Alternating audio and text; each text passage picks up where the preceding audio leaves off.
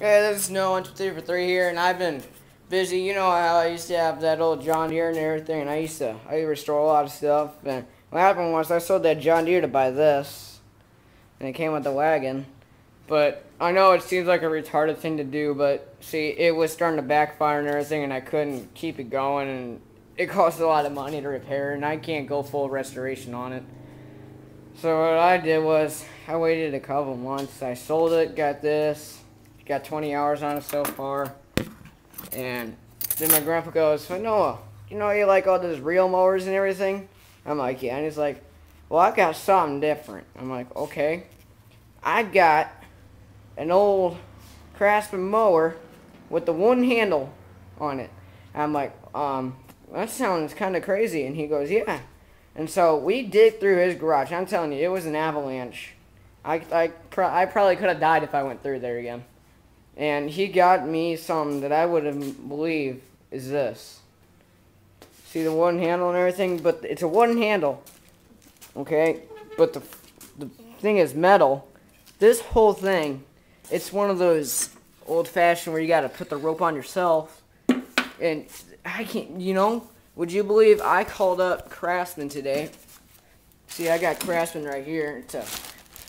If anybody can tell me what model number, you can find what year this is. It's a Craftsman Yardman from Jackson, Michigan. Yardman Incorporated. Now, I called up Sears and Craftsman, and I told them about this thing, and they're like, we can't find anything like this. And I'm telling them the whole thing about this, and they're like, "Oh, well, sir, we never heard of one of those, and we're pretty good at finding mowers." I'm like, "Okay, then." And this is a pretty neat one, because it's got a safety clutch on it that lets you disengage the blade. And this is a pretty old one, so I would believe not. It's got an old metal gas tank, and this has been sitting in the garage longer than I was born.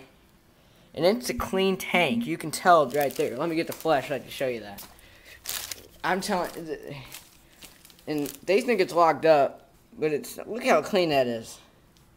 And then mainly the whole thing is clean. It just needs a new frame and wheels, and I can get wheels. These are the types of wheels that you can buy at a store, and they're ball bearing. See that? And here's one right now. I found this one in our garage. And see, you can fit these on pretty much anything, and they'll work. Like right here, see?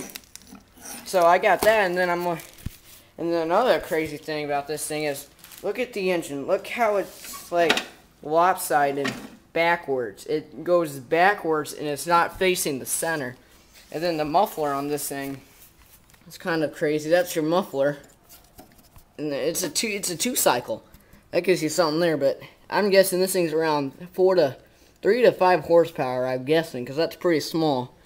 And then you got yourself the fancy appearance. You got teeth, all along the front. And then the side discharge. This wasn't made for no bagger or anything, but the discharge just comes out right here, and it goes in there. Here, I've lifted it up once today, because this thing's so dang heavy. You would think it wouldn't be so heavy. See, it's still got the old air filter, or the gas filter on it too. I lifted it up once today, and that was with someone's help, because it's so dang heavy.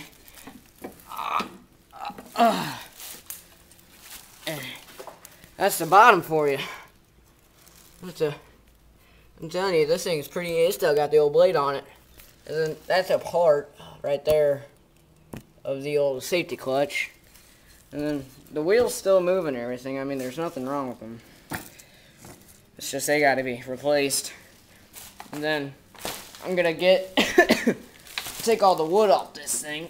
I'm gonna take this out to my grandpa, and then that rope starter, so he can replace those and varnish them and everything, because he's a pretty good wood crafter.